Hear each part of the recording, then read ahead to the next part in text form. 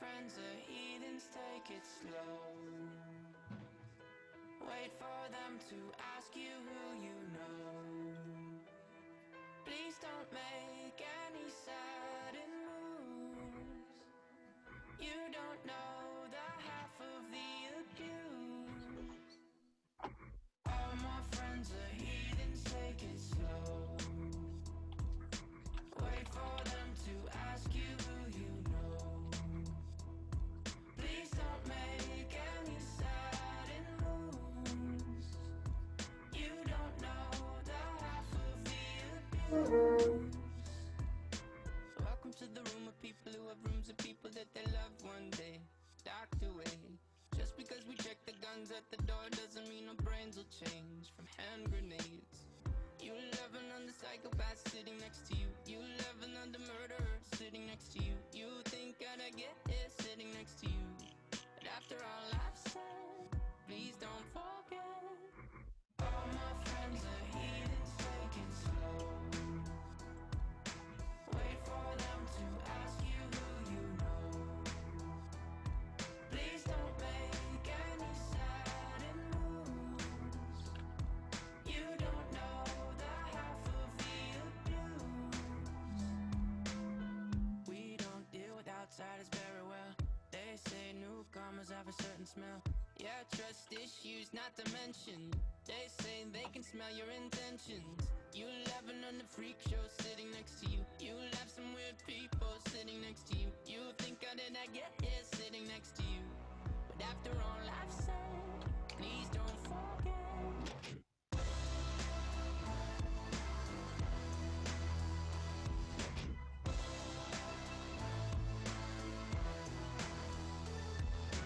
All my friends are heathens, take it slow.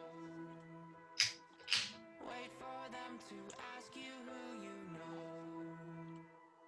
Please don't make any sudden moves.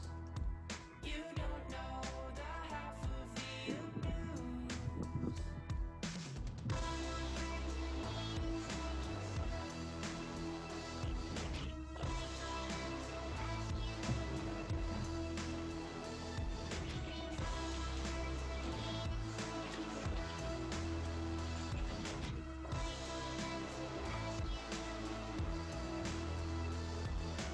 Why'd you come? You knew you should have stayed.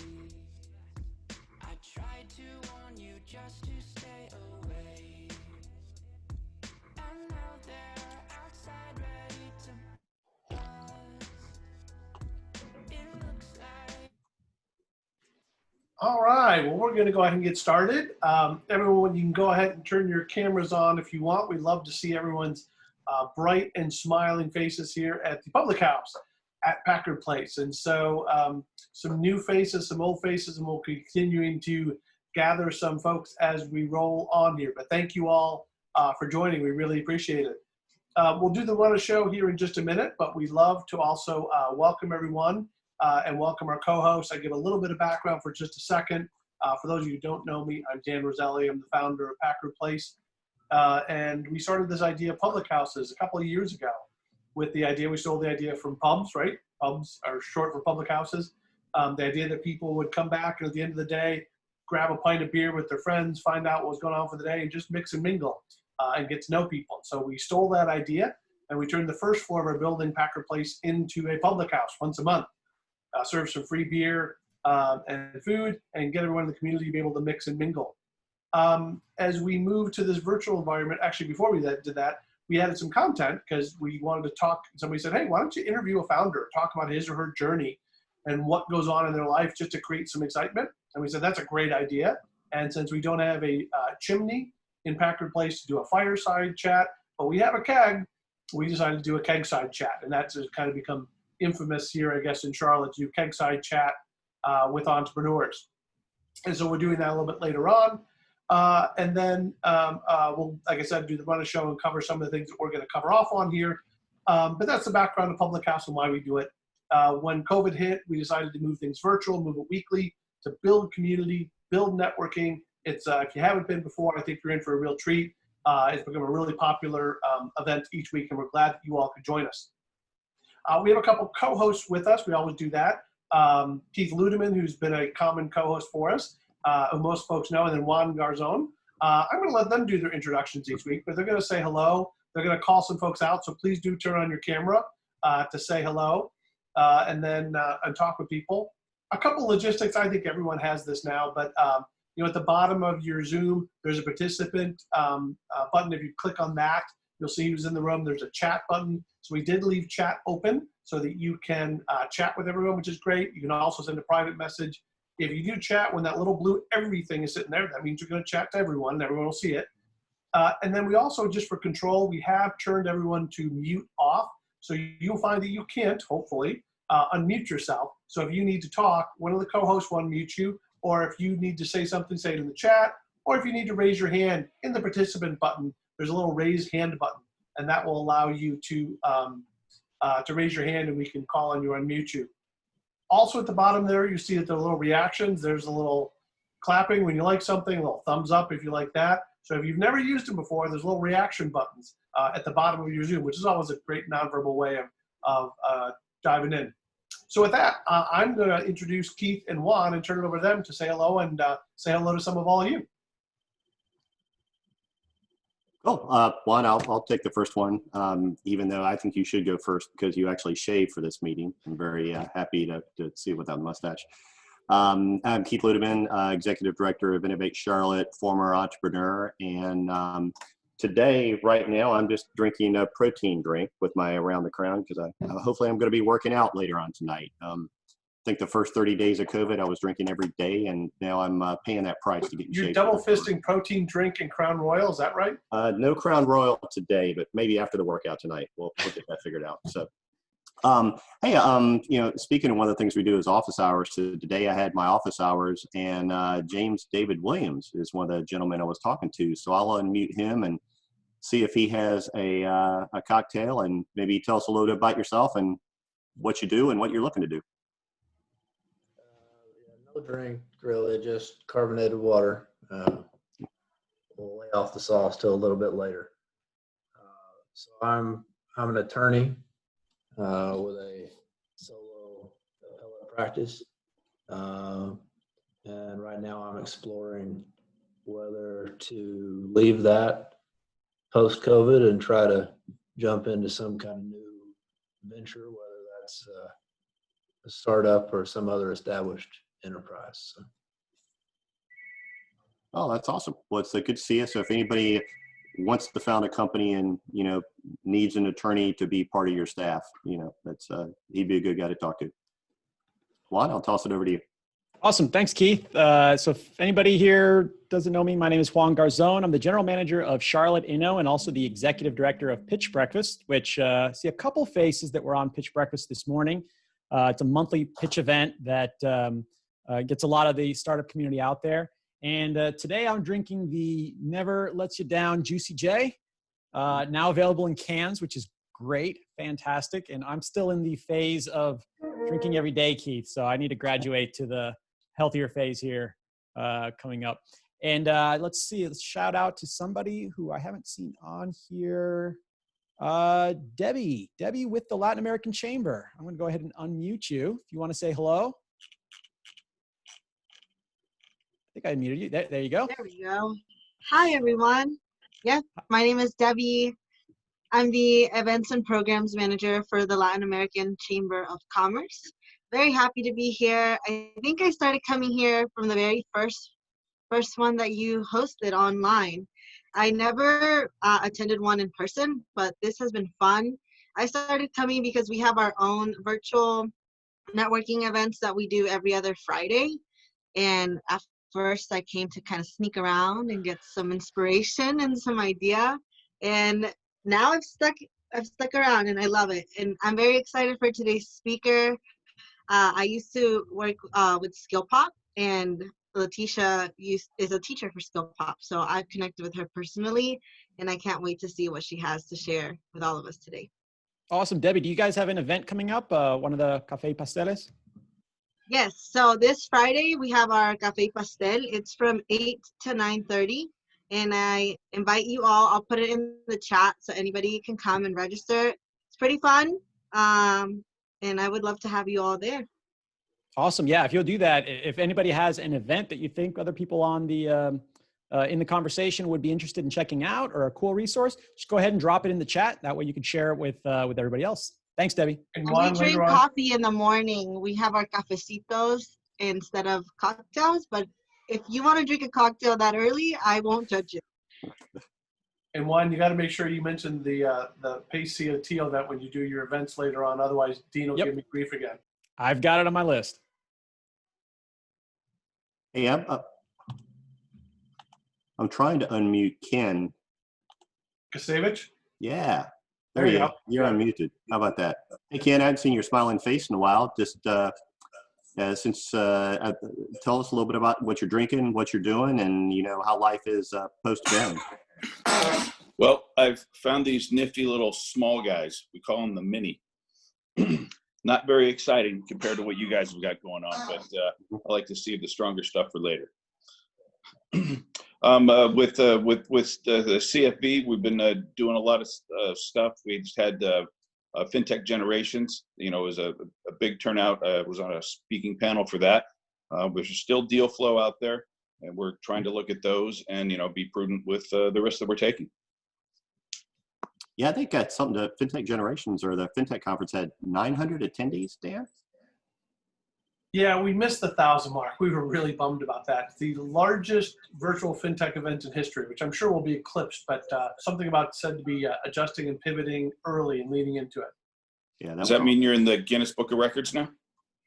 I think we're in the Juan Garzon Book of Records. We'll send you a certificate in the mail. Dan, is the FinTech Generations videos, are those out yet? They are for people who paid to attend or had a ticket. So yes, we're going to piecemeal them out a little bit later on. But it's kind of like movies, right? You got to pay the ticket to see the videos up front. But if any of you want them here, let me know, and we'll get you access. Awesome. Yeah, sorry about that.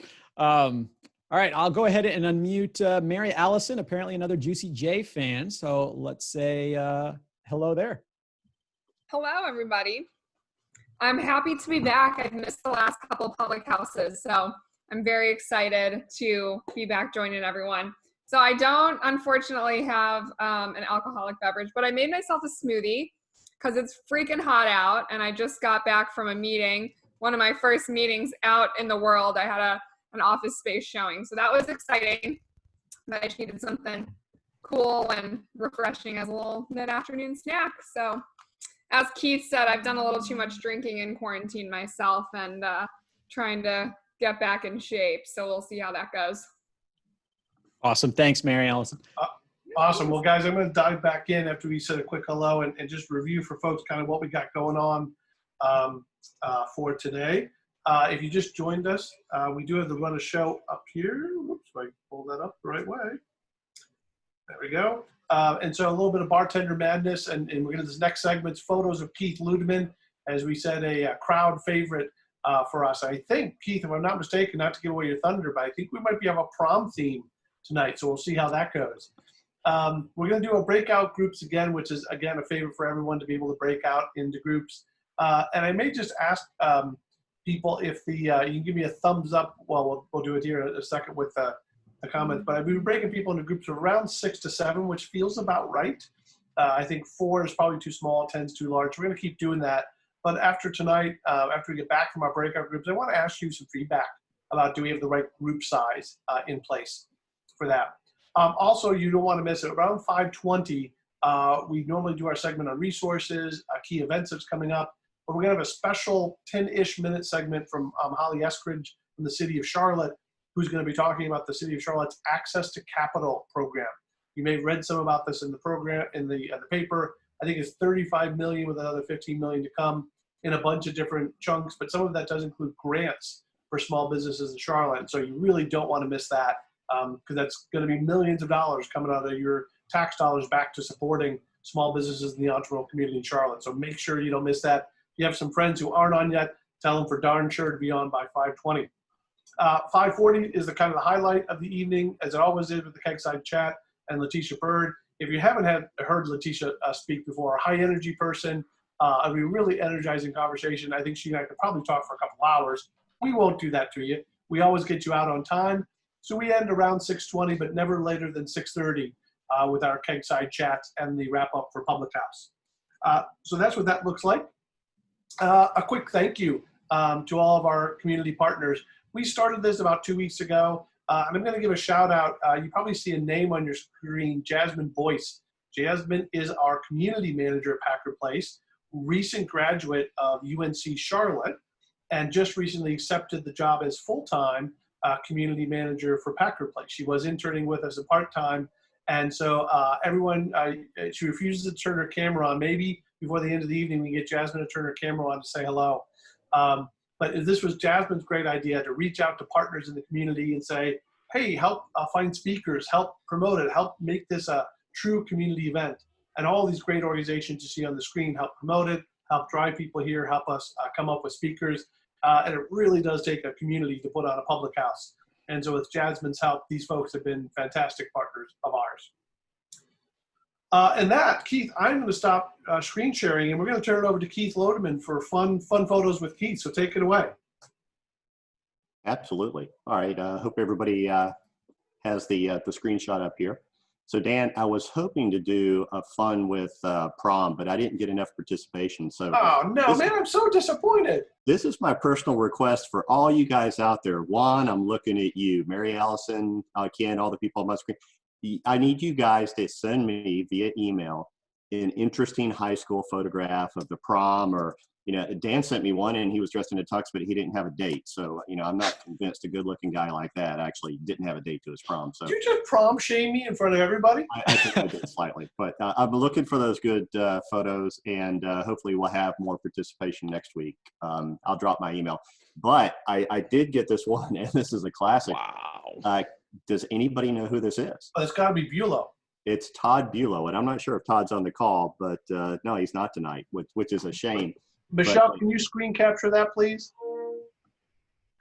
Michelle Caviola works with Todd. So. Yeah, she works with Todd. So a very good guess that's Todd. So that's quite the one. And listen, trust me, mine is worse than this. So you're going to look good when you get up there with your prom photo.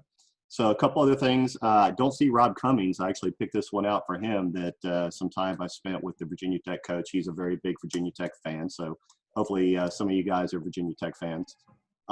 This is me as an extremely well-dressed man, probably in the late 60s. I was born in 64, so I'm guessing this is 69, 70. That's my grandfather in the picture, who served under Patton. So the reason I thought this one was appropriate with D-Day this past week, that he was over on the Normandy shores soon after D-Day. And yeah, it's a good-looking corduroy coat.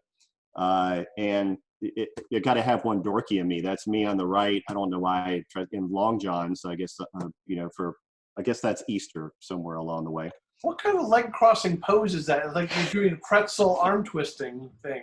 You know, I guess I wasn't thinking clearly at 9 years old, but I'm sure that'll make a screen capture for somebody. It'll be up soon.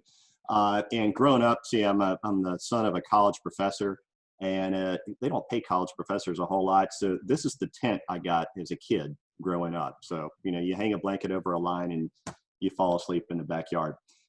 This one, the next two are more interesting. This is a trip to New York that I took last spring break with my daughter, and she's really happy about this. She was really enamored with the statue and asked a ton of questions. And, you know, considering all that's going on in the world, I thought it'd be nice to show this. Do folks know the story? You got to tell the backstory. Again, next week, we haven't gotten to this in the agenda yet, but we have a panel on female founders and empowering female entrepreneurs. So you might have to talk to this one for a second, Keith. Backstory. Well, we were up in New York for spring break, and she loves New York and decided she was going to move to New York because, you know, and stay in the hotel that we're in. And I had to, you know, that was a chance for a financial conversation. That's not that really to do.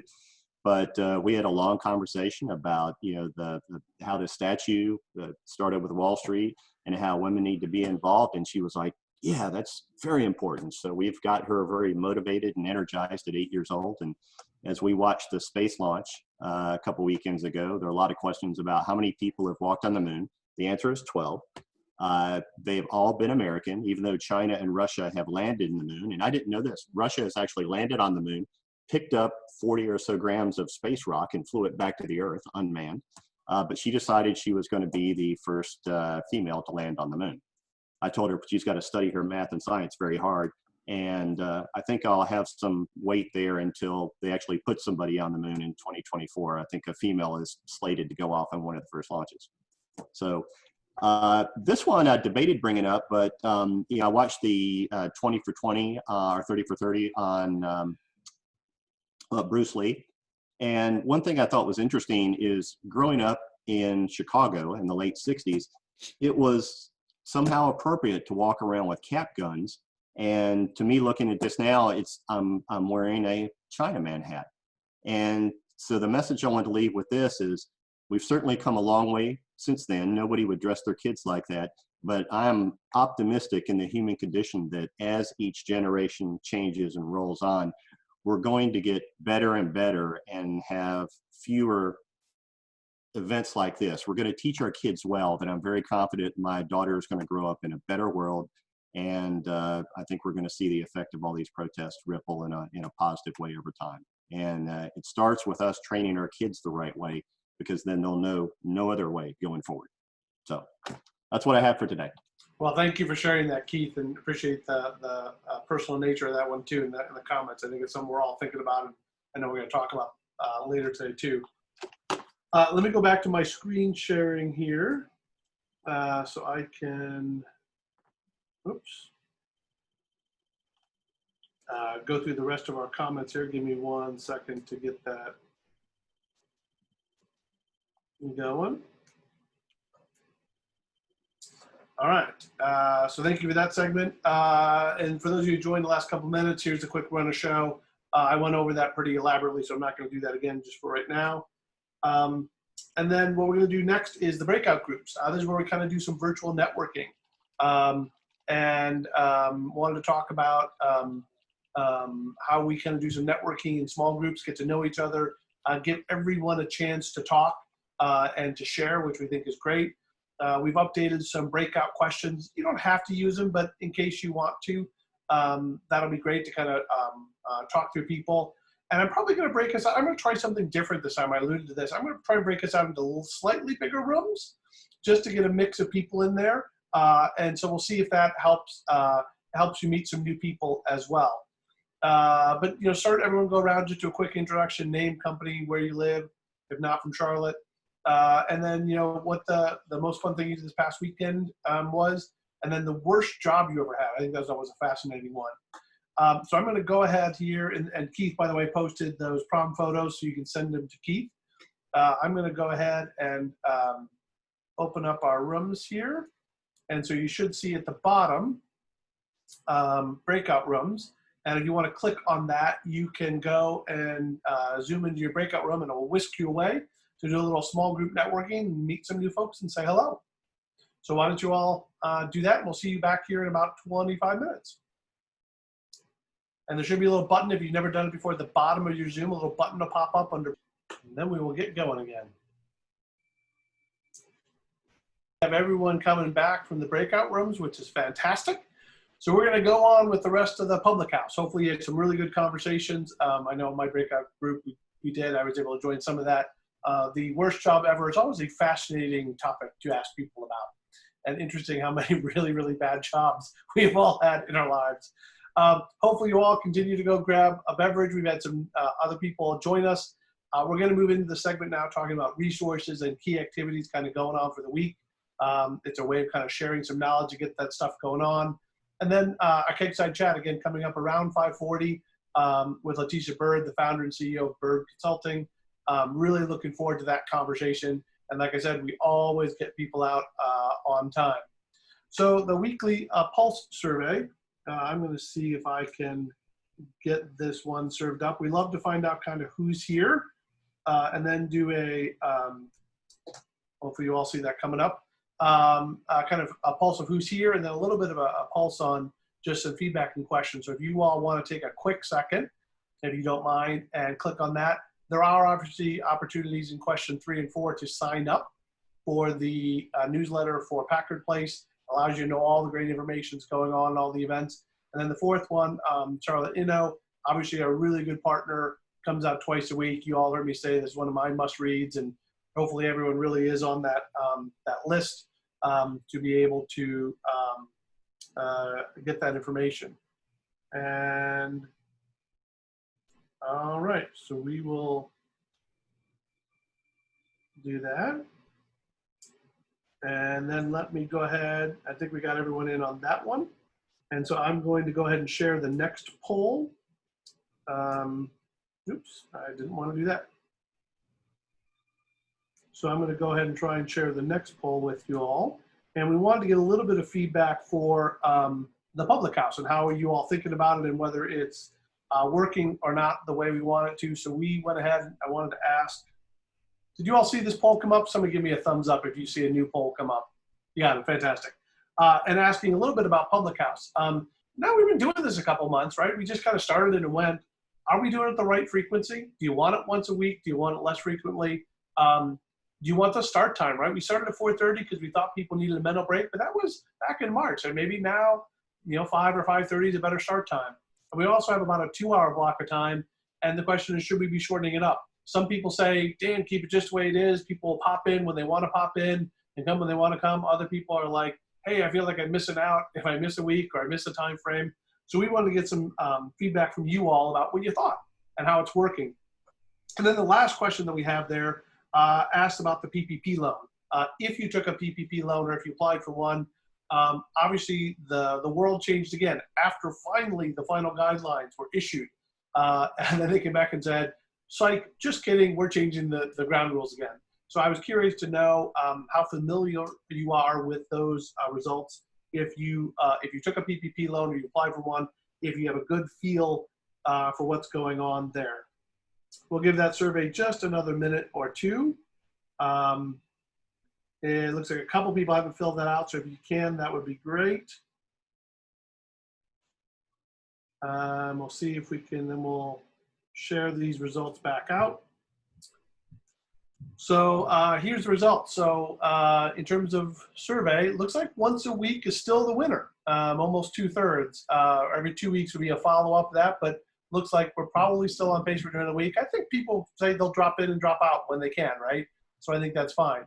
And the start time, 4:30 still seems like the right start time. I think for those folks who want to have a drink and do the more casual part of the public house agenda, that seems to be working for folks, which is great to see. The right length, about split, 2.5 or 1.5 hours. But again, we're probably a little under 2 hours as it is now. And some people join in there. So probably we might shorten it up a little bit, but probably about the right time. And then obviously in the back, most people prefer not to answer or don't have an answer. For the folks who did take a PPP loan, no one in the strongly agree category, a couple in the agree and a couple in the disagree and strongly agree. We might have someone come on next week and just talk about the revised PPP guidelines for 5 or 10 minutes. That might be worth talking about in there. Well, so thank you for taking those surveys. We appreciate that. We try and do that every week. We want to talk every week about a featured fellow as well.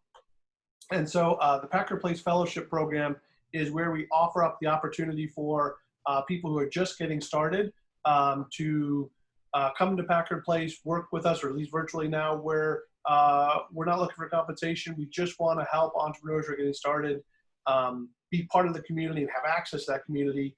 And it's a really easy application to do. Ernest, if you might know from previous public houses, is the Grillin' with Ernest. And Ernest, I'm going to unmute you here. Is just going to talk to us for a second and say hello and tell us about his experience as a Packard Place Fellow. And I'm going to stop the screen sharing so that you'll pop up nice and large, hopefully, Ernest, if you want to say hello. Right on. Thanks, everybody. So my name's Ernest Ike. My company's Shandoka, and I do electric motorcycles. Packard Place has been an amazing resource for me. I really kind of started in the Packard Place community about 2 years ago. And at that point, I thought I had barely a year runway to get all of the approvals needed to get my company started. And here I am 2 years later, and I'm just barely getting through all the federal paperwork. So the ability to continue using the mailbox space at Packard Place has been great. At this point, I'm growing, and the additional benefit of having access to everything that Packard Place has to offer as a fellow is really beneficial on that side. But in addition, the fellowship is really geared to give us an incentive to share back into the community and to be present in more of an organized type of a way. And that's something that as a founder, I find valuable because I've learned so many lessons along the way that I've been digging through problem and headache and solution and win. And the people that I've met at Packard Place events have really encouraged me and given me good advice all along the way. So I'm looking forward to that opportunity to also start sharing back some of the things that I've learned as well. Well, Ernest, thanks. We love having you in the community and the other Packard Place fellows. The reason we want to highlight this, and I think Jasmine's going to post in the chat the link to apply. We would love for you to continue to tell people about this. And when you hear about new entrepreneurs getting started, it is literally subsidized 100%. All they got to do is apply, trying to find people aligned with what we all believe in terms of building our mission in the entrepreneurial community. So Ernest, thank you for sharing that. I'm going to go ahead and screen share hopefully again here. That was a little tricky to do. There we go. And I'm going to turn it over here in a second to Holly. I misspelled Holly. I'm going to have to correct that. Oh my gosh, I left an L out of your name. It is Holly Estridge for the City of Charlotte. Sorry, we're moving fast, Holly. Talking about this great access to capital program that the city has put together. So I'm going to stop sharing so we don't have to look at your name misspelled anymore. And Holly, I think you are a co-host, so I think you should be allowed to go ahead and share your screen. Absolutely. You know, I've got so many stories, Dan, about people calling me holy or writing that down. Some really great stories. I can kind of get messing up your last name, but the first name ain't hard. Oh no, the last name, I've got a ton of great stories with that one too. So anyway, thanks so much for having me this evening and for giving me some time to talk about our Open for Business. I'm going to review the whole initiative and then also talk about our Access to Capital program. So if anyone has been, a lot of people have been following the work that we've been doing, the different task force. We've got a task force, Small Business Recovery Task Force that's been meeting, council's been meeting. And so essentially what they did is we came up with, and they have approved a Survive and a Thrive strategy.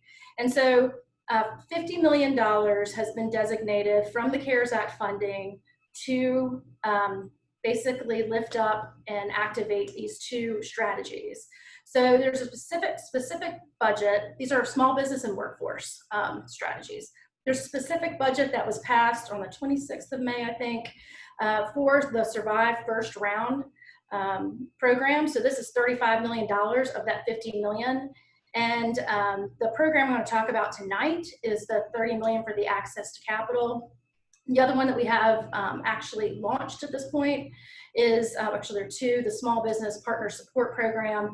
That is looking at nonprofits, 501c4s, 501c6, and government and education partners that have experience working with small businesses that either they need to be able to expand their capacity to continue to do that to meet the demand, or they have a new initiative that they want to discuss or to get funding for. And then the Open for Business initiative, this is actually a web portal we're building out right now. That'll be launched June 22nd, but it's really just to give you guys pertinent information for in the time of COVID-19 and honestly beyond, and then also to do some really good storytelling on that platform as well. All right, so the Access to Capital program, again, this is $30 million that we will be deploying over an 8-week period, which I will get into the timeline in a minute. And so there are some things that you have to be able to qualify. Your headquarters has to be located within the Charlotte city limits. You have to have 25 or less employees, and then the award amounts are for 5 or less employees, that's $10,000, and then 6 to 25 employees is $25,000. Of the 30 million, there's 15 for the 5 or less employee program, and then 15 for the 6 to 25, which actually statistically, based on the business-wise is what we use, will do the same. Like, anyway, I can't even talk about that. Sorry, there's 65% of the businesses that we have that are 25 employees or less are 5 or less employees, and then 35% are the 6 to 25 employees. So it's it matches up on the number of grants we're able to award. Total gross sales of at least 30K, and then you have to be less than 2 million in 2019. Your business has to be started before January 1st, 2020. There are no current bankruptcy proceedings, and you have to demonstrate COVID-19 impact. What you will see on the application is there will be 2 opportunities to do that. One is you can actually go to the governor's executive order, stay-at-home order, and you can show that your business falls underneath one of the restricted categories that he has in that order. If it does not, then you will need to have a notarized statement saying how you were impacted by COVID-19. We are giving priority. Please, everyone apply, but priority is given to businesses that have not previously received federal, state, and that's our Micro Small Business Fund funding. The Micro Small Business Fund, I don't know if anybody's heard about this, but it was $1 million that we released, I think, the beginning of May. That one is being administered by LISC.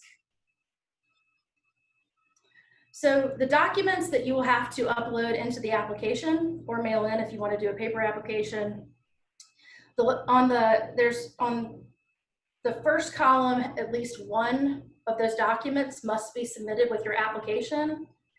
And then that's an IRS letter with your business name and EIN, a bank statement with the business name, and we do want that within the last 3 months. The utility bill with the business name, again, within the last 3 months. Mortgage statement with the business name within the last 3 months. Sales and use tax report for Mecklenburg County will work, and then a certificate of insurance with the business name on it. Those are all documents. One of those, you can submit from that, all 3 that are required, that we require from that list, but you have to do at least one of the 3 from there. And then we gave some additional options to make it a little more flexible and easy for some of the businesses to have access to this program. So a lease agreement with business name, Schedule C from the 2018 or 2019 tax return. We did Schedule C so we could protect the personal information of sole props, a balance sheet, and then a profit and loss statement. So here's the timeline. Right now we're in the program design and community outreach. So that's why I'm talking to you guys tonight. The phase 1 of the application, it will be launched on June 22nd. The following page will actually have the web address where you can find that information. We will be issuing in this first phase checks on June 30th and then July 6th. Then we're going to do some additional, we're going to assess the data, see where the applications are coming in, if there's any areas that we're not seeing as many applications coming in throughout the city. Do some additional outreach to those underrepresented geographies the week of July 13th. And then we'll go back into receiving applications July 20th. Phase 2 checks will be issued August 3rd. All businesses who receive funding will be required to do a business survey. This is everything we have in here is just things that we need to be able to go back to the federal government and really explain how our businesses use this funding. I would say the sooner you can submit your application, the better. What will happen is you don't have to resubmit every time. Once you submit it, it'll actually fall through in each of those award cycles. And how we are doing this, we will do this based on certain geographies, which we're working through right now within the city to make sure it does represent the entire city. But then when the applications are put into that geography, there's a random selection process. So we are not handpicking the companies that get awards from this program. Oops. And here you go, the email address. If you have questions or you need additional information, we are working with Foundation for the Carolinas to administer this program, is located there. And then the web address that has some of the information, most of the information I talked to today, actually a little bit more than what I talked about today, is on there now. And then that's where the application will be on June 22nd. So I tried to go through that fast so I would have time for some questions. Dan, I'll turn it over to you. Holly, one question. You said organizations eligible priority for those who had not received funding. We asked a question earlier about PPP. Would that count as federal funding? It does. It does count. So the EIDL, PPP, like Golden Leaf, they do. Yeah. So what you're trying to do is be as fair as possible and figure out who hasn't gotten a helping hand yet. we were told, the task force and then the council, that this needs to, one, be as accessible as possible. It actually will be available in 5 languages other than English. But it has to be as accessible and as easy to submit an application as possible. Some of these, obviously, anybody on this call has tried some of these other programs. It is complicated. You're just talking about trying to get somebody on here, to unpack PPP. And that we were able to prioritize those that had not received funding previously. Yeah, and I guess the one comment I would make on that too, we talk about, especially with everything going on in our world today, right? Understanding where we have privilege, and almost everyone on this call has the privilege of network because we know kind of what's going on and we know when stuff comes up. And I think everyone should feel a personal responsibility to say, how do you help get the word out on this to people who may not have heard? And we want to get it as wide as possible. We were happy to have Holly come on tonight and want to get this word out as widely as we possibly can. So please help on social media and other places. Please, thank you. I didn't see any of the questions in there. And Holly, I know, Holly, you're going to have to drop in a minute because you're doing this about 10,000 times in the next week. I think you actually have, you did one before this. I think you're doing one after this. So when you depart, we understand why. If you want to go ahead and stop screen sharing, I'm going to start screen sharing again here. But thank you very much for that. And Thanks. then I'm going to try and get back to, for some reason, it's now a 2-step process on my computer to do this. So we're going to talk about what's coming up next before we get to our main event on the Public House. Coming up next week, we have a fantastic panel talking about women in business, representatives from Microsoft, IBM, and then also Taya, our local entrepreneur here in Charlotte. It'll be a great panel. We don't want you all to miss it, especially because I think people are just more aware now. And then on the 24th, we're going to have a repeat. Somebody who's been on before, James and Miracle, the co-founders of Not Just Coffee, will be on June 24th. Interesting opportunity. They're obviously part of our community at Packard Place, but also just talking about the impact, as Holly was just talking about, small businesses, right? People that employ dozens of employees in Charlotte, and trying to figure out how to get back to pace in their business. And I talk to them every so often because we're their landlord, right? And trying to figure out how we navigate that as partners. So it's going to be a really interesting conversation, and I think indicative of the companies and small businesses that need to keep going in Charlotte. This one, I don't know if Keith or Juan is still on. I know, Keith, you are also, Keith is the chair of the ELC board at Queen's University, talking about the pitch competition that's coming up tomorrow. Keith, are you still on? Do you want to chat on that one? I know you were going to have to drop in a moment. Yes, I'm on. Just had video off for a few minutes. Yeah, so this is the second year that we've had a pitch competition for Queen's students. We've got about a $5,000 prize pool, which is pretty healthy for a young pitch competition. And as we were getting ready to have the last one, probably a month and a half ago, obviously the COVID restrictions came into play. So we've pivoted. It's online. We've narrowed it down from the 16 or so teams that were put together down to the final 4. And it's June 11th, tomorrow afternoon. We're actually broadcasting live the pitches and the judging for the final 4. So obviously you can go to the link in Dan's presentation, and Dan, if you can post that in the chat too. I think we have some 60 or 70 folks registered already to attend, and that was as of last week. So we've got room for more, and ought to be fun. These students are so passionate about entrepreneurship.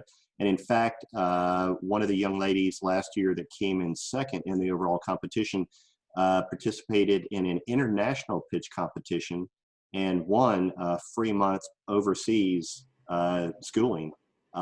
So these are some really interesting and entertaining pitches. Hope you can join us. That's awesome. And Jasmine, if you don't mind posting that link in the chat so that everyone can go click on that. We'd love to see you all join there. Something that happens every week, Juan Garzon, who's the general manager of Charlotte Inno, comes on and talk about events that are going on. I'm going to stop my screen sharing so that, Juan, you can take over the screen and share what you need to share. So, Juan, take it away.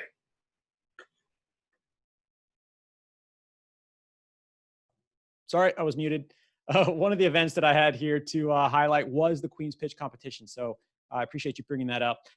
Real quick, I know we had a lot of segments today, so I'm just going to go through and highlight, for the last time, I'm going to kind of share again the COVID-19 guides that we have on Charlotte Inno. You go to charlotteinno.com or go to the link right here that I'll go ahead and put in the chat box.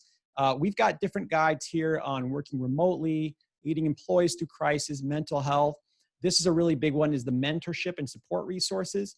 Highly recommend. There's a lot of investors, thought leaders, entrepreneurs out there that are giving up their time for any founder that wants to have some, a half hour or an hour of feedback time. And highly recommend that you check that one out, as well as some money, funding, and additional resources that we've got up on the site. We are going to have a post, I think, in the next couple days. I'm not sure if it'll be up tomorrow, on the program that Holly mentioned. So if you want to learn more about that program, we're going to have a post about that up on Charlotte Inno here in the next day or so. So real quick, a few events that you should definitely have on your calendar. As everybody mentioned before, there's the Queen's Pitch Competition that is tomorrow at 4 o'clock. It's a really great event, bright students, really cool ideas.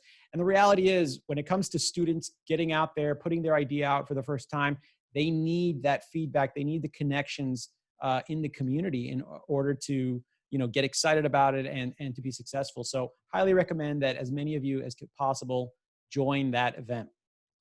So also tomorrow is the Pay CLT, virtual Pay CLT event.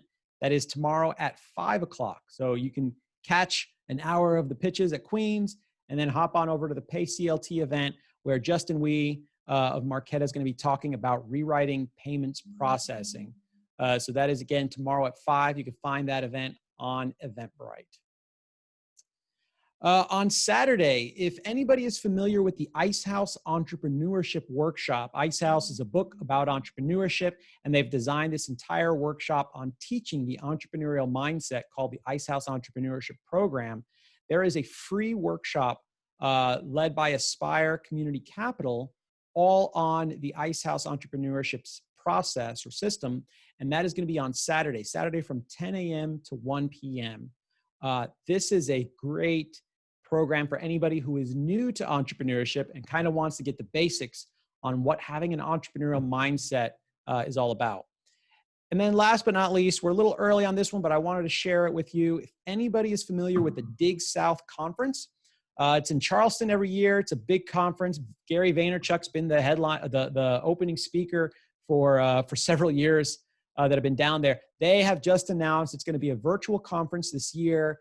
Great speakers, great lineup. That's going to be July 23rd to 24th. And you can find more information on that at digsouthtechsummit.com.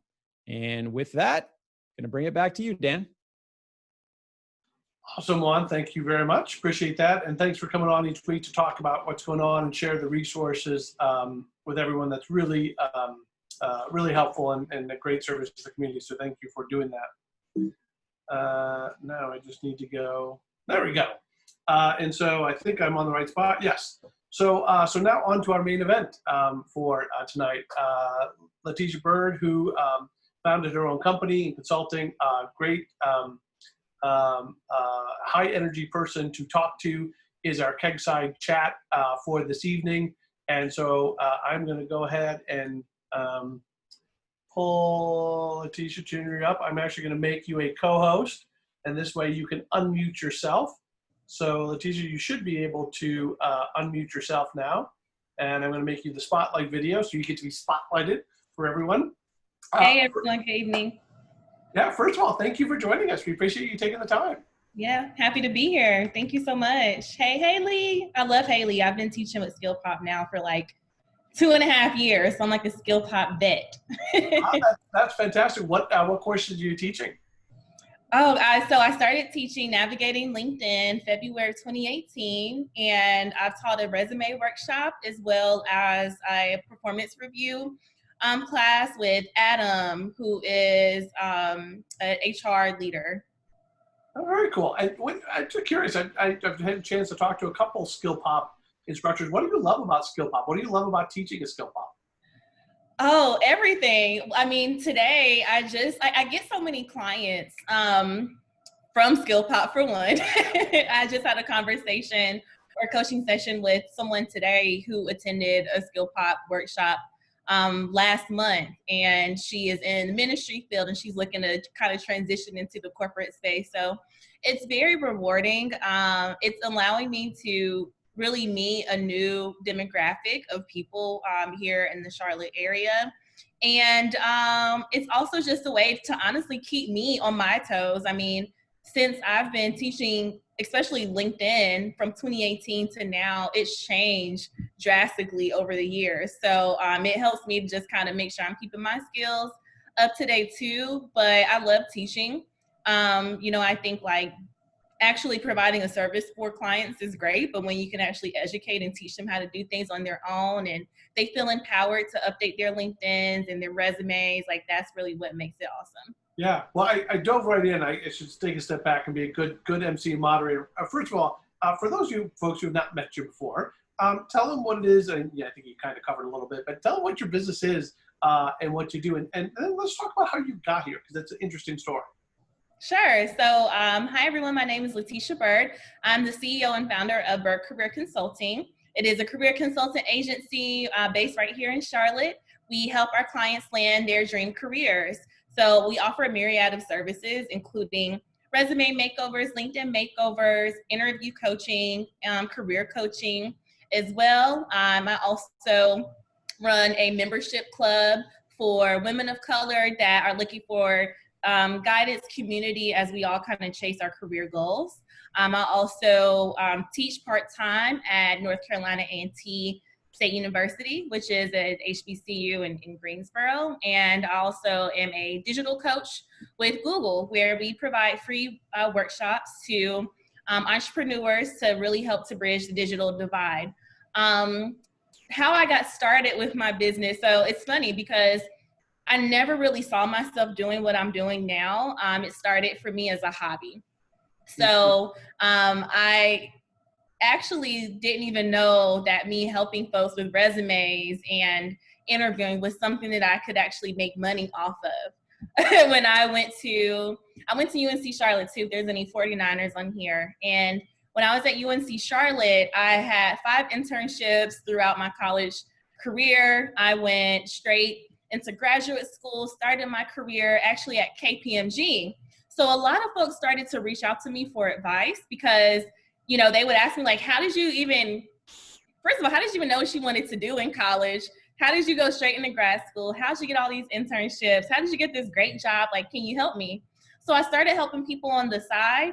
And then I started seeing results from it. Folks were getting new jobs, they're getting salary increases. And I just said, okay, the next person that asks me for help, I'm just gonna charge them. And that's literally how it started. So it started from passion, project thing, to a side hustle. And then I've been full-time on my own now for about 2.5 years. So I'm retired from corporate at the age of 28.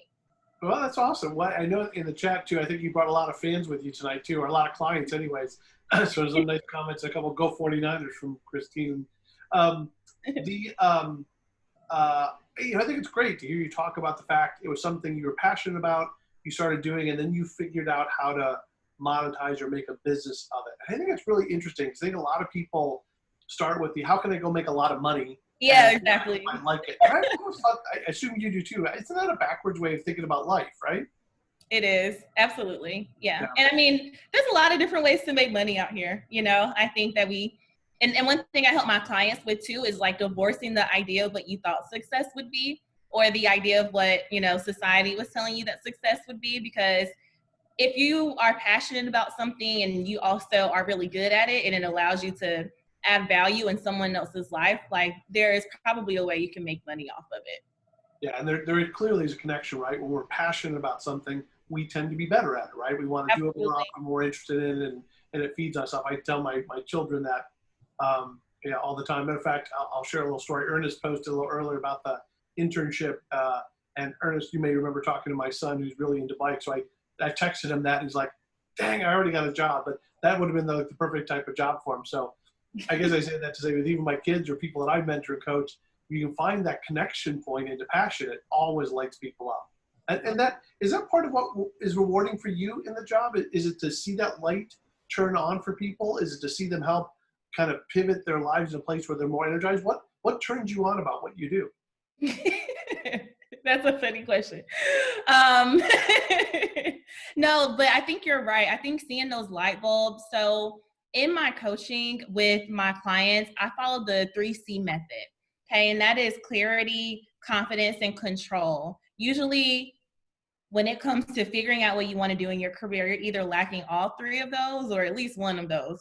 A lot of my clients really lack the clarity, or they come to me maybe 3-5 years out of school and, you know, they're like, Latesha, I got my degree. That's what people told me to do. I got this job at this company and I'm still like very unhappy. And then they realize paying the bills, being able to pay the bills is just not enough to fully like fulfill you and drive you. And so that is the thing that I love about coaching is one, helping them to really kind of just think about their skills, what they're actually interested in, what are the things that you're doing for free? Like, what are the things that you're researching and reading about outside of work? And how can you combine all of those into an actual career plan? I will always tell my clients too that there may be things that you don't like about your job. A lot of my clients freaking hate their jobs, but there might be, you know, 1 or 2 times where they remember doing something that they actually really enjoy. And then from there, that gives you a little glimpse of a new career path. I actually went to school for accounting, had my master's in accounting from NC State, and I started at KPMG. I thought I was gonna love it, and I was actually bored out of my mind. Now, accounting is a wonderful profession. It just was not for me. But I actually got involved in some recruiting initiatives at UNC Charlotte, just kind of on the side for fun to help to kind of give back to the students. And that's when I really fell in love with recruiting. So I made a career change about 6 months after that, before, you know, jumping into full-time entrepreneurship. Yeah, I've heard other people say too, and other people who are career coaches, that a lot of it is a process of discovery, right? Of feeling what's inside. Do you subscribe to that theory, or do you think it's something else when you coach people and help them try and figure that out? How do you help them figure it out?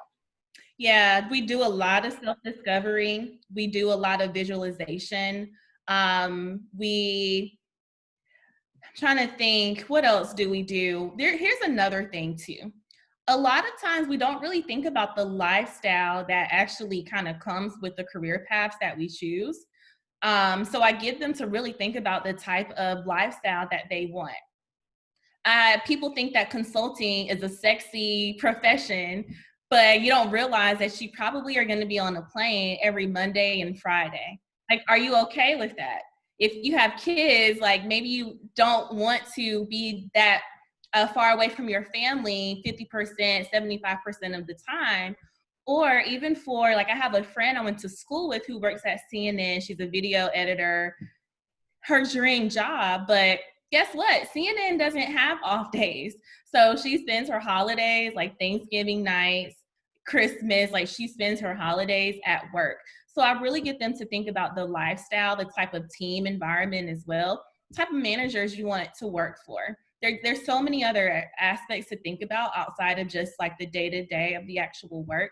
But I do value self-discovery. I think that society prioritizes achievement over fulfillment and over that self-discovery piece. So if you think about how we kind of grew up going to school, right? Like elementary school, we would graduate, we would get a gold star, we would get something for perfect attendance, but no one would say, you know what? You're really passionate about this. That passion looks good on you. It's always about us like physically achieving something. And so I get my clients to think more so from the inside out. That makes sense. Yeah. Talk to us about some of your mentors and coaches who helped shape and influence you along the way, helped you discover you. Yeah, man. So I've had coaches ever since 2015. I had a coach before I even knew like I was going to be a coach.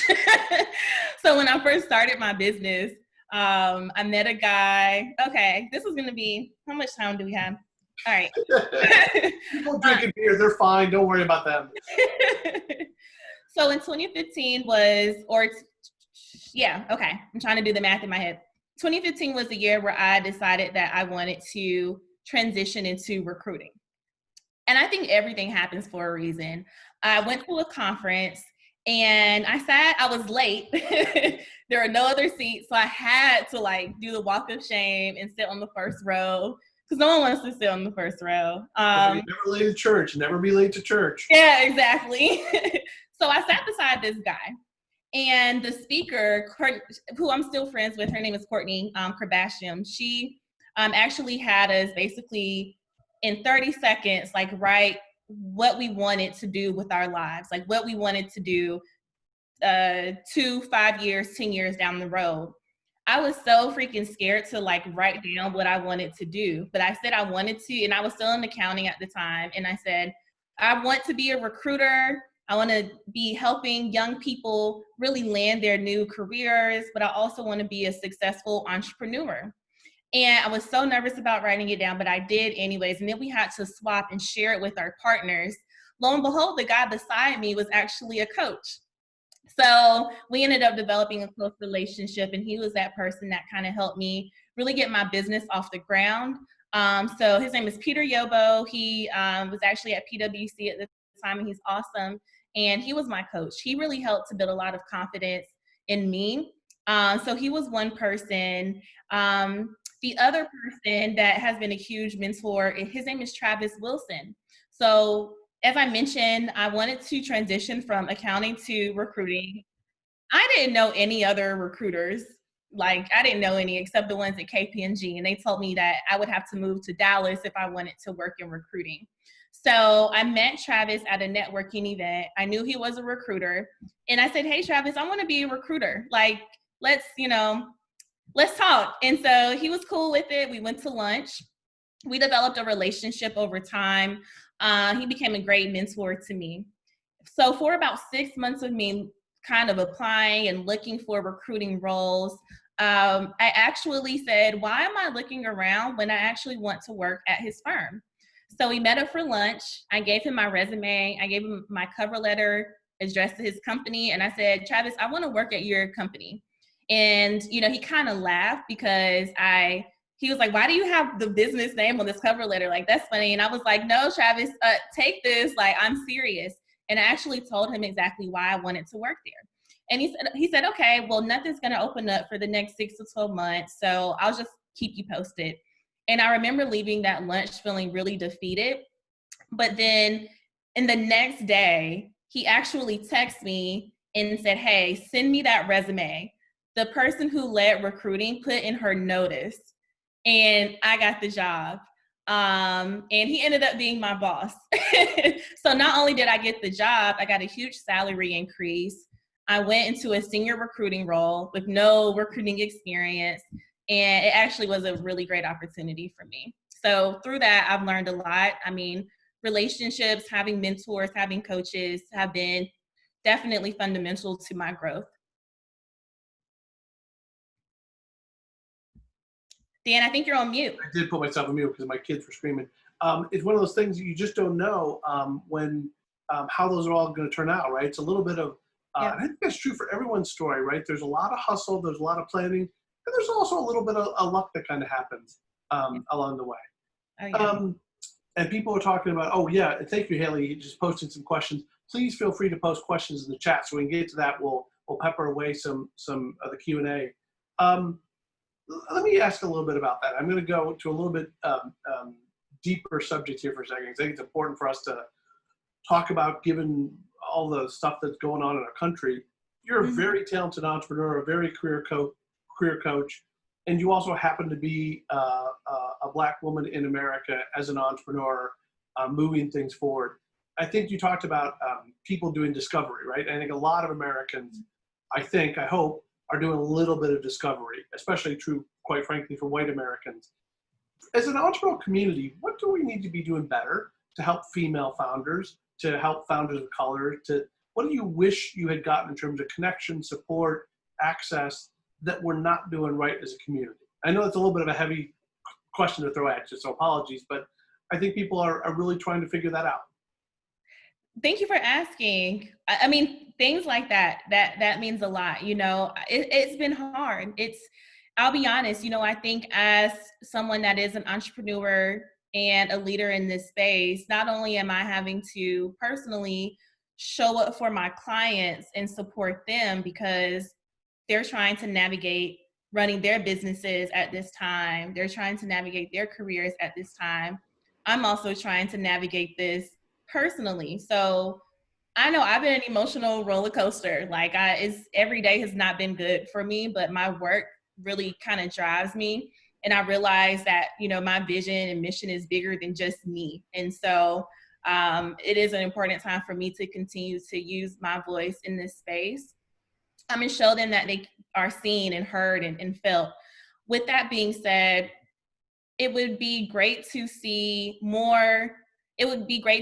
us get more opportunities like this, which I am very appreciative of, access to funding, but just being able to get in these rooms and in these meetings, and to have conversations around what support for Black entrepreneurs and Black founders look like, because it's not the same. You know, there is definitely a ceiling. Access to funding, but also like paid opportunities too, you know. That is why I love working with Haley and Skill Pop, because they reached out to me, or we connected through Garrett from Huga in 2018, and Haley and Mary Pat had no doubt about me coming on and being a teacher. I found that it's harder for me to get speaking opportunities or get the same amount of compensation because they're looking at my experience or looking at my, you know, all these things that I've done, and sometimes it still seems like it's not enough. So having someone that has authority, having someone that has access that can really advocate and say, you know what, this is the person for you. I need for you to work with her. That's what Garrett did for me with Skill Pop, and that has been just a wonderful relationship. So that's what I would say. Continue to highlight us, to share our work, to refer us. Yeah, that goes a long way. Yeah, it's interesting because, you know, at its most fundamental level, that is what all entrepreneurs ask for and all entrepreneurs want, right? It's just a little bit of the leveling in the playing field and being purposeful in our connections and how we interact. And it is really easy to get stuck in your own little social circles and not try and break out of that and meet other people. So I'm particularly glad that you were able to come on and join with us tonight too.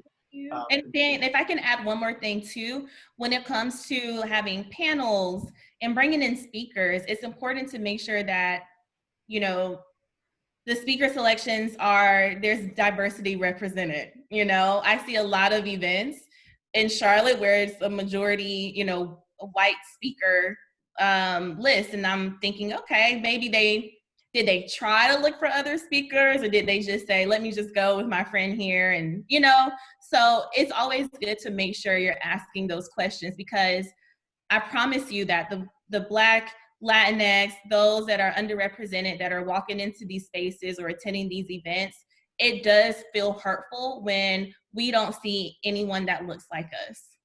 Yeah, we agree with that very strongly in our accelerator that we run. We've been very purposeful in our recruiting, and I think about 45% of our founding teams have a female founder or a founder of color, and that's in fintech, right? Which is, I will argue, especially hard, but not impossible, right? It's about purposefulness of how bad do you want to have a representative body of folks, and you know, we're really clear that we recruit really hard and get people in the finals, and the chips fall out where they fall out.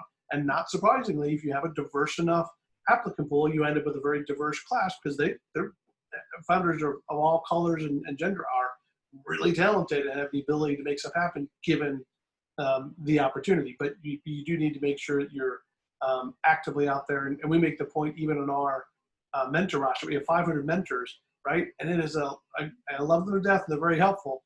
But in fintech, it's a lot of white dudes. And we talk about how do we get people, female fintech founders, because they're out there, mentors that are people of color, so that when companies are looking at the accelerator, they look at that and go, I see myself in there, I see the right support and network in there as well, and it's purposeful to what they do. So I think that's really, really thoughtful advice, and hopefully everyone listening will take that to heart too.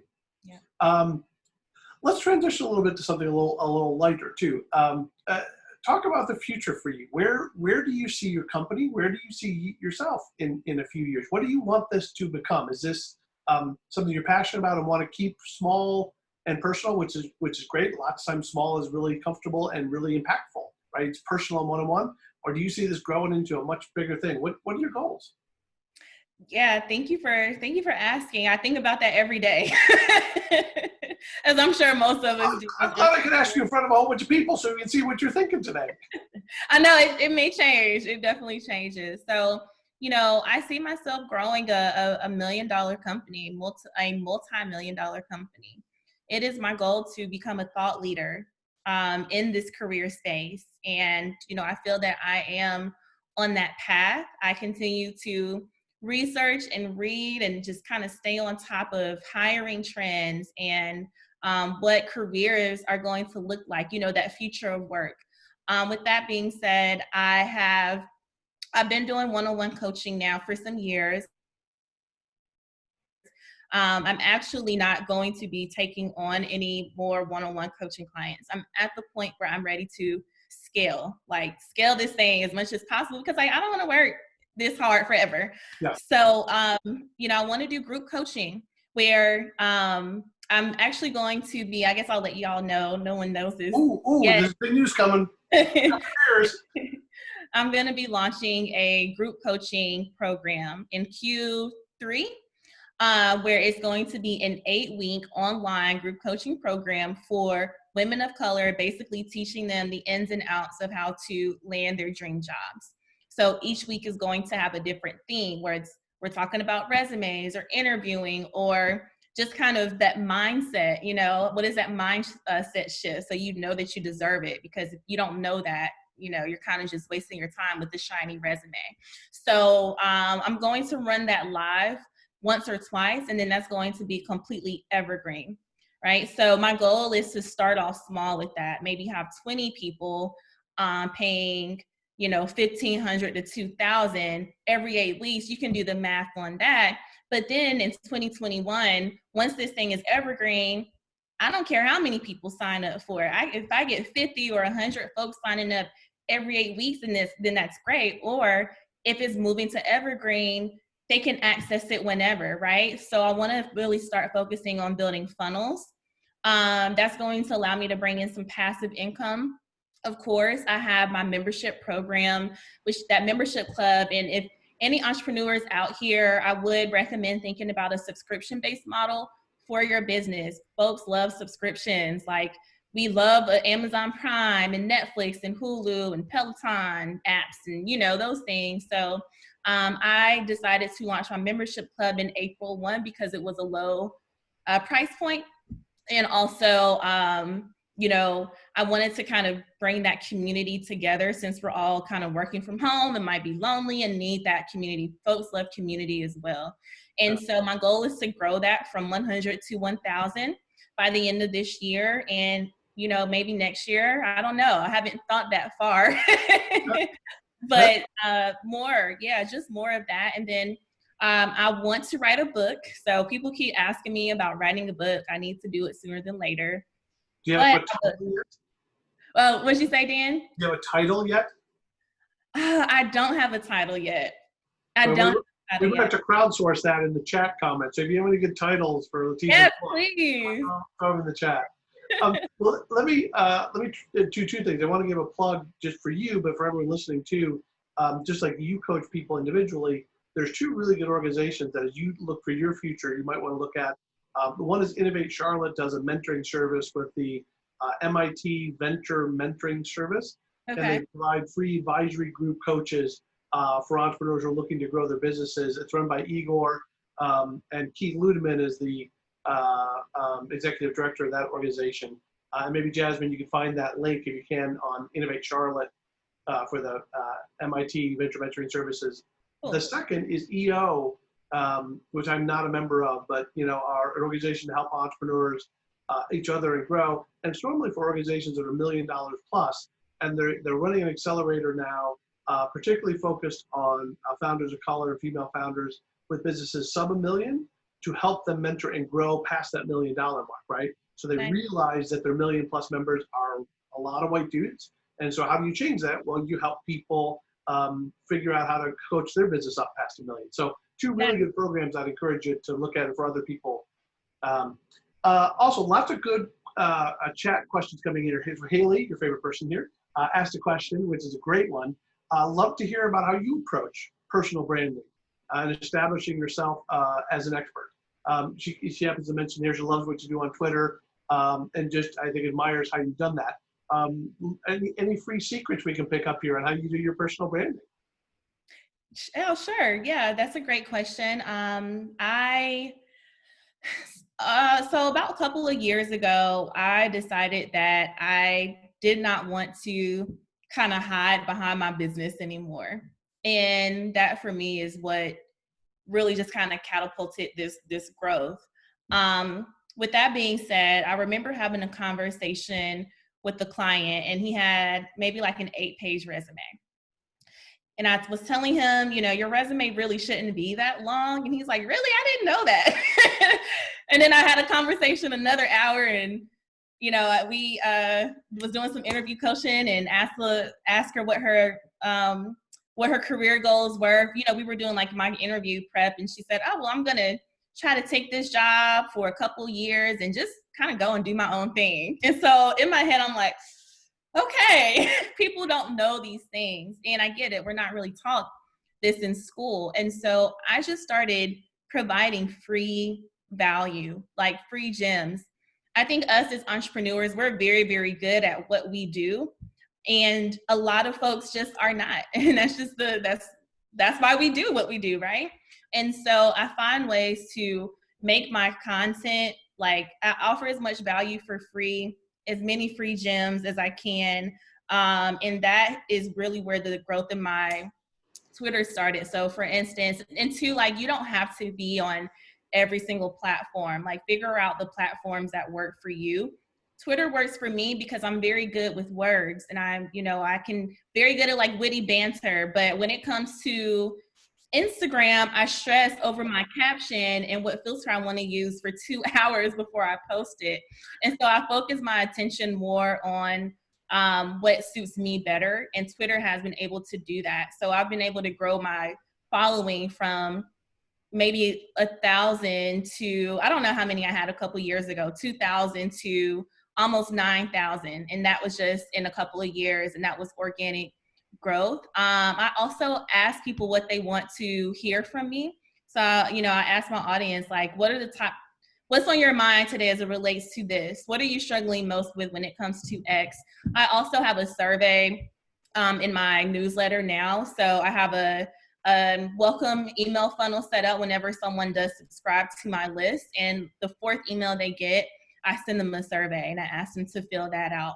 I have with my membership club, that also gives me direct access to a group of ladies, and I just throw questions at them all the time. So I constantly just kind of, and I'll like say I have my ear to the street. So like I just kind of always know what folks are asking me. And then I also, when I do get in conversations, when people send me an email, I'm always writing out what questions are people asking me.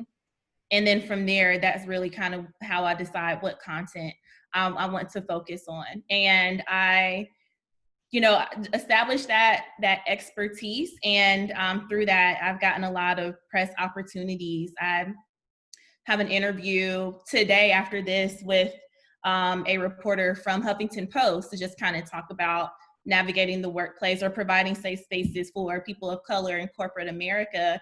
Most of the opportunities that I get do come from Twitter. So I hope that helps, Haley. Totally. And Haley mentioned put your Twitter handle in there, which is great. Feel free to give Packard Place Public House a plug on your Huffington Post article too. No, just teasing. And who knows, maybe someday you'll be president, right? Good Twitter following. Yeah. There's another question that came up here from Christine. Talk about personal development or industry-based organizations. I think you might be asking to compare and to contrast. I feel like the industry-based organizations maybe are less valuable now. So much information on the internet now with COVID-19. These groups might disappear altogether. What's your take on that? Yeah, that's a good question. I think that the companies that are going, or the organizations that are going to do well right now are those that are, that know how to run it virtually and digitally. You know, I was a part of some professional associations, but I had to kind of give that up as my business was taking off, and I don't really see a lot of activity from them anymore. I've shifted my focus now more so to joining boards of nonprofits, and that does allow me to kind of build my network and keep my network strong, just to kind of keep that access going. But I would say, you know, don't join an organization just because of the name of it. I would kind of look at what they're doing, what they're offering for their members right now, because who knows when we're going to go back to having in-person events. You know, I'm hearing maybe in a couple of months, but maybe 2021. I know I work with Google, and for our workshops, they told us that we're not doing any workshops in person for the rest of 2020. And so organizations that are active online, there's so many also Facebook groups online, there's online communities on LinkedIn as well that are pretty active. So just, I think it's important to find other spaces. And I don't want to say that these industry-based organizations are going to fail. I think it's really kind of, they're figuring things out as things happen, and hopefully if they get it right, they'll stick around, but we'll have to just kind of see. Hopefully that kind of helps, Christine. Yeah, hopefully that helps, but I hope that they don't disappear, but they got to keep up with the times.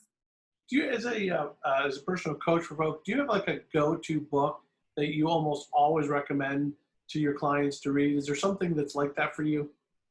Yeah, when it comes to, I read a lot of self-help and entrepreneurship books, and I do some business coaching for, you know, those that are wanting to move from freelancer to CEO. Books for navigating the workplace. My favorite book is The First 90 Days, because it really, and I send that to my coaching clients that land new opportunities. One of my clients today last week just landed a new role at Netflix. So that's the book that I'm going to be sending to her, is The First 90 Days. 7 Habits of Highly Effective People as well. And then from a business perspective, my favorite books are Start With Why by Simon Sinek.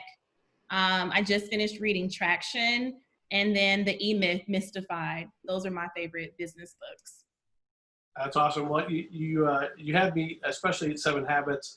It's one of my favorite books of all time. And I'm going to give a plug for those of you who don't know that I actually teach it for free to the community once a year in Packard Place. So I buy the book for everyone, and I do the instruction myself. So it was like my poor man's version of Skill Pop before Skill Pop existed. Where every year, I just believe so strongly, I teach every single one of my employees the 7 habits of every company I've ever started, and I just figured I'd start doing it for the community too. So nice. I'm sure we'll talk about that going forward. We're almost out of time, which, like I said, is a shame because you and I could sit and talk for hours, and I think it'd be an interesting conversation for people to listen in. So just kind of wrapping up, there was one question. Where did that go? Mary Allison asked favorite podcast. So I want to sneak that in, and then I've got a wrap-up question for you. But we asked favorite book. Do you have favorite podcasts? Yeah. Oh gosh, I have so many. I'm looking at them now. It depends on what you're looking for. I really like Secrets of Wealthy Women by Wall Street Journal. You said one, but I'm going to give a couple more. Go for it. Oprah Super Soul Conversations. It just makes me feel very zen and peaceful. And then also an industry related one for me is The Future of Work. It just talks about, work trends kind of going on in the world. So those would be my top 3. So this is a good one. And like I say, we always get people out, by 6:30 at the latest. COVID has such a big impact, the pandemic, the virtual nature of this now versus in person. What have you, as a career coach, what have you been telling your clients? What are you encouraging people to think about differently? What will never be the same? What's your take on what's the medium and long-term impact of all this in our workspace and our work world? Do you have an opinion on that? Yeah. Everything's going to change. I don't know if anything's going to go back to normal. What I'm telling my clients is to really think about what your brand is. Like, what do you want to be known for? And stop waiting for companies or your boss or other people to validate you as an expert. If you've been doing this thing for a year or for 2 years, like you're probably pretty good at it. So just start branding yourself as such, and you have to do that online. So LinkedIn has been great for me, and I think it just depends on your industry, but getting more active and engaged. And so like not just having a profile, but spending 15 minutes, 30 minutes a day on LinkedIn, engaging with folks, liking posts, commenting, sending messages. What else would I say? So virtual networking is going to be a thing for a while. And I think it's great for opportunities like this where we really can engage with folks. So I've been telling my clients to make sure you're joining these virtual events. I know that Zoom fatigue is a real thing, but you need to keep your networking fresh or your network fresh. So don't just join these events, but actively engage in the chat. Share what you do and share your contact information, and make sure you ask questions. Other things, I think that there are certain industries that might not do well for just a little bit of time, unfortunately. And so if your job or your dream job was to be an event planner, you may have to just pivot to being a virtual event planner. So just being able to, I kind of tell my clients, like, use a little bit of common sense here. Like, I know that's what you really wanted to do, and you wanted to host these large scale events, but that might not happen in the foreseeable future. There's still ways to do what you want to do. You just got to find how you can actually make that feasible right now. So that's what I would say. I'm trying to there's so many things too. The other thing is virtual interviewing, just like building your skill set virtually, everything is key. Yeah, no, that's great advice. Well, I think I may wrap us up there. I know you were able to post, thank you for that LinkedIn profile and I guess it's your Instagram, right? But the Twitter was up there earlier. So please, follow. I think that's great. And I would say for everyone on here, encourage your friends to join the conversation and what we have going on here. We're doing this every week, and so we'd like to have you continue to come back, bring new people. You mentioned the strength of having more networking, right? So the ability to continue to network and have more people come on, that would be awesome. So invite friends to come and join us every week on here. I'm going to wrap us up with that and say, come back next week. We have the Women in Business panel, folks from Microsoft, IBM, and Charlotte entrepreneurs as well. Would love to see you all come here. It's a nice, good mental break and opportunity to meet everyone. So Latesha, thank you very much for being with us. It's fantastic. Jasmine, our executive producer, thank you always for doing that. And congratulations on your full-time job as our community manager. On graduating UNC Charlotte, go 49ers. There's another 49er plug. And then to Juan and Keith for being our co-hosts this evening. And Latesha, what I may ask too, we're going to start mixing this up because I think everyone's getting tired of seeing me all the time, and ask other people from the community to come and do the conversation with other people. And so I may challenge you to come back to us with, who's someone from the community that you think should be spotlighted, who maybe isn't in the mainstream, or maybe we missed, to the conversation we had earlier, so that you can come and do a conversation with them and you can play the MC role and interview them. Does that sound like a good plan? Yeah, absolutely. Thank you. I would love to. Awesome. And we may do that for other past Public House guests. Keith's been a guest before. Haley, you've done it, and a number of other folks, and challenge you all to think about who would you want to interview and use this as a forum to do it. We'd love to get more and more people involved from the community. It always makes it more exciting too. All right. With that, I'm going to end it for this week, and we will see you all next week. But thank you all for joining us, and we'll see you all later. Bye.